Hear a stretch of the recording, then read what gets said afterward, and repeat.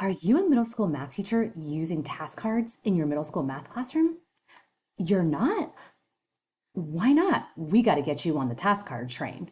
If you are not using task cards, this video is going to give you 3 of my top reasons why you should be using task cards today.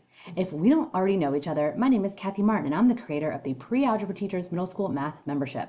We are your one-stop shop for everything you need to teach 6th, 7th, 8th grade and Algebra 1 math. What is a task card? Task cards look like this. They are square sheets of paper with one problem on it that students use to solve for math. This particular set of task cards is our Halloween themed change decimal to percent and percent to decimals. If you hang with me to the end of this video, I'm going to be sharing with you exactly how to get your own free set of these exact task cards today. So hang with me until the end. Okay, so that's what a task card is. And really, I love these. I love that they're Halloween themed and they're easy. They're print and go, super time saver. But if you don't have access to these, you'll get access to these. But if you don't have access to like more than one set, so to speak, or more than one math concept, you could easily make your own.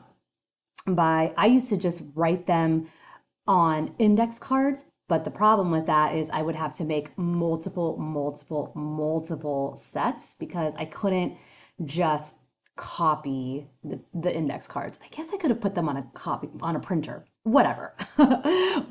We're here now. But okay, why should you be using task cards? Well, the biggest reason is one, they are so incredibly versatile. You can give your students the whole set as is. This particular set includes 15 cards, 15 questions. It includes a sheet for them to show their work, and of course, an answer key for you because you ain't got time to be figuring out the answers. So you could give all 15, boom, done, and you can have them use the sheet that I give you to show their work, or you could have them do it on a sheet of paper, whatever you want to do. You could just hand them each, the pack of task cards and have them, practice away. Or, which is totally fine. I do that sometimes because that can be used as a homework alternative.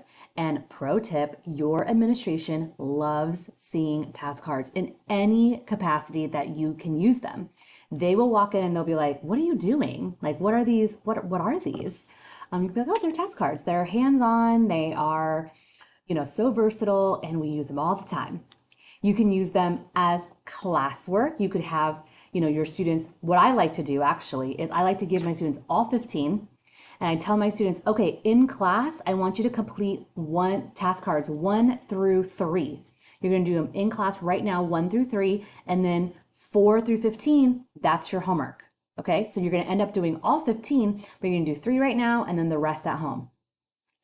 I like to use these in stations, so I only need, 4 to 5 sets of these at a station so that my whole class will rotate through and all of the kids will end up completing the task cards, but I only need 4 to 5 sets versus having to print out, 25 or 30 or however many kids that you have.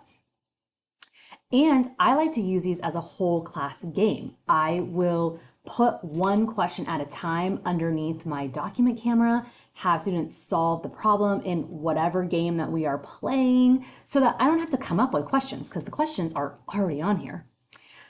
The second reason why I love task cards so much is because it really cuts down on the overwhelm for your students.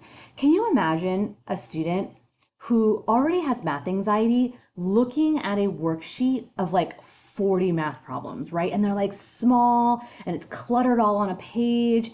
It feels like this never-ending task for them to complete. So with the task card, what I love about it is that it's one question. So we're going to do one question at a time. And it really does cut down on the overwhelm because students are just focused on one thing at a time. You don't have all of these other questions crowding the page.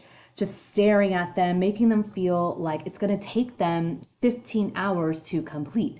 Where this is one problem at a time, they finish number one, they can put it down, they do number two, they put it down, do number three, so on and so forth. And then they have this like done pile where they finish, they feel accomplished. And there's not a million problems to solve. And number three, you could reuse your task cards, honestly, anytime. So what I mean by this is I will have my students complete, say, in an integer set of task cards. We will do that at the beginning of the year because that is when we are practicing or learning about integers. And I bring those same exact set of task cards back towards the end of the year when we are doing test prep, because the truth is the kids don't remember. They might remember, like, oh, these task cards look familiar, but they don't remember the actual problems. This saves you time. It saves you time with prepping, looking for resources, and the kids are not going to remember, and they will need the practice. And if they do remember, they still need the practice. If you would like to check out the full video of this Halloween activity along with 2 other Halloween activities that we have for you for free, so it's a total of 3 free Halloween activities that you can download and grab today, click on the video that's somewhere around here, or it's actually linked in the description box below. You're going to want to check that out and grab all 3 of our Halloween activities, including these awesome Halloween task cards. Until next time, bye for now.